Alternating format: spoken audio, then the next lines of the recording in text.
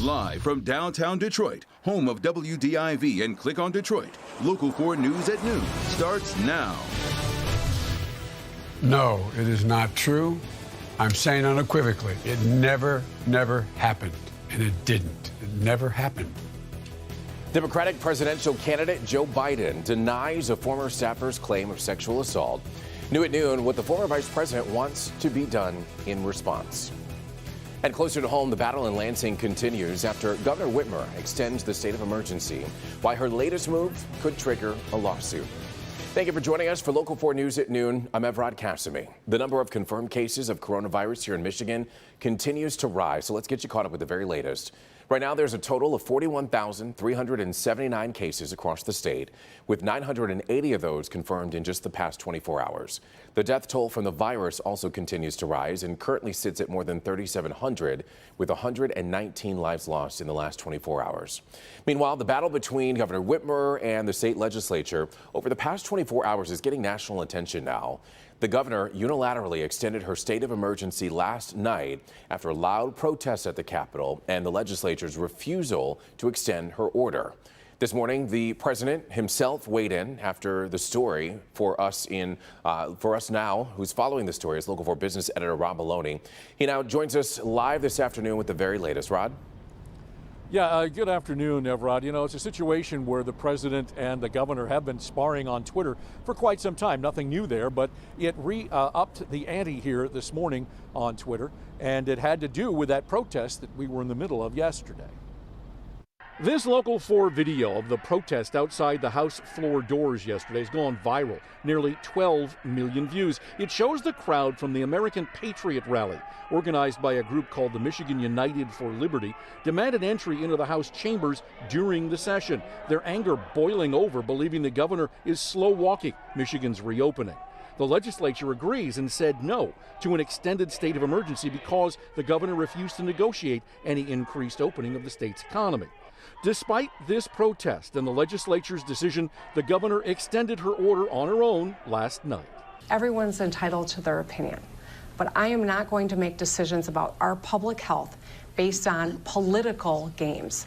Well, this morning, just before 9 a.m., President Trump weighed in, tweeting, quote, "The governor of Michigan should give a little and put out the fire. These are very good people, but they're angry. They want their lives back again safely. See them.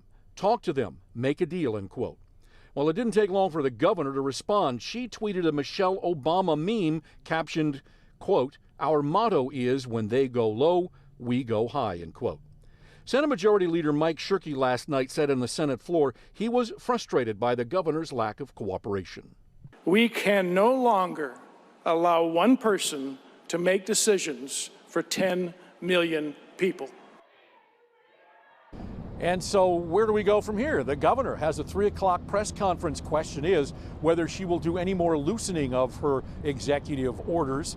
And one of the things that has come up in the past 24 hours is the Detroit Mayor Mike Duggan himself, is asking the governor to go ahead and open up non-emergency medical procedures. And that's something she has hinted at that she might be interested in. So we'll have to wait and see if she makes any changes in that regard. And again, that'll be at 3 o'clock. We'll have full coverage on Local 4 News at 4, 5, and 6. We'll definitely be tuning in for that, Rod. The legislature, they did threaten a lawsuit over Governor Whitmer extending the state of emergency herself. What do we know about where that stands today?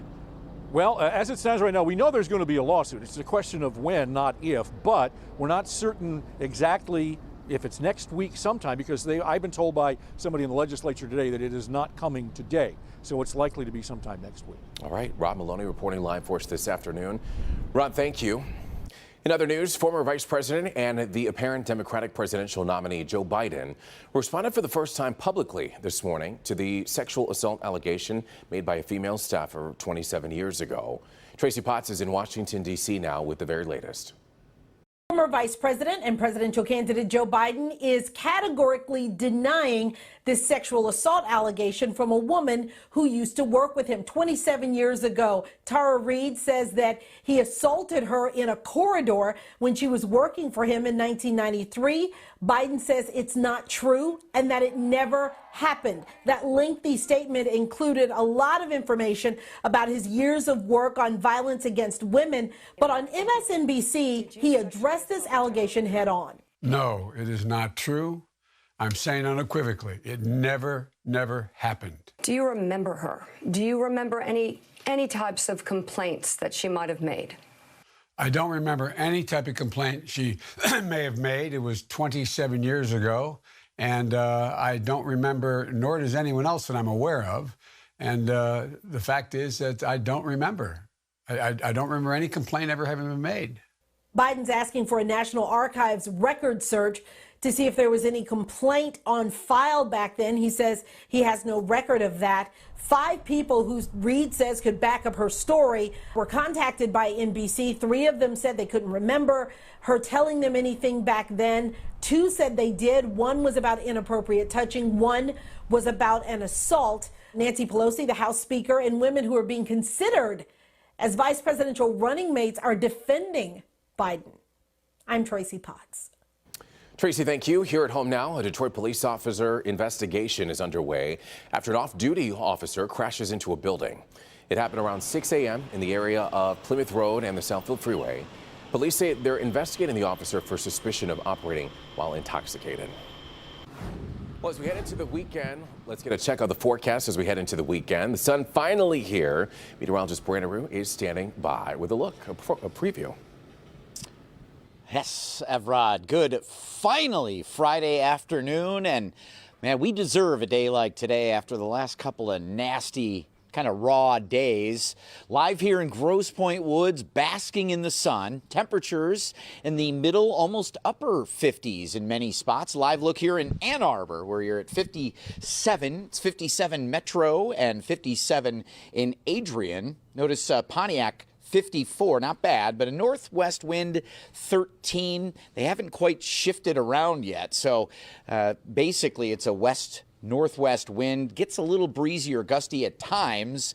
That's the only downfall, really, because we're heading into the low mid-60s through the afternoon today. You can see those clouds peeled away this morning, and we are basking in the sun today. The weekend forecast still up in the air a little bit, but we're taking a close look as things will warm up. I know a lot of folks have plans to golf, to boat, to get outside, so we've got you covered live coming up in a few. Evrod.